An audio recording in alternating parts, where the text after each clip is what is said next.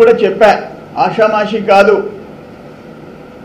ఇక్కడ అరవిందో సప్లై చేసిన బొగ్గు కుంభకోణం మీద సిఐడి విచారణ జరిపించాలని చెప్పేసి నేను ప్రభుత్వానికి విజ్ఞప్తి చేస్తున్నా. మొన్న చేసా, ఇప్పుడు చేస్తున్నా.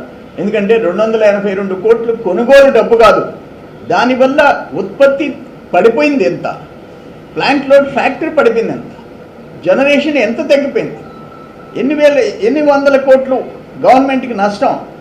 అల్టిమేట్గా ఆ సమయంలో బయట మార్కెట్లో 10 రూపాయలు 14 రూపాయలు పెట్టి యూనిట్ కొన్నదానికి ఎంత నష్టం, ఆ ప్లాంట్ రిపేర్లకు వచ్చిన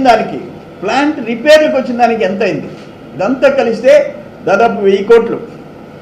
ఒక అరవింద్ విజయసాయిరెడ్డి వియ్యంకుడు కోసం నువ్వు కృష్ణపట్నం జెన్కో ప్రాజెక్ట్ని సర్వనాశనం చేశావు.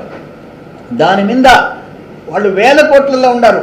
ముక్కు పిండి వసూలు చేయాలి అరవిందో దగ్గర, ముక్కు పిండి. మీ వల్ల ప్రజలు భారం అనుభవించడం కరెక్ట్ కాదు. మీ దగ్గర నుంచి వసూలు చేయాలి. సిఐడి విచారణ జరిపించాలా, దోషుల్ని శిక్షించాలి.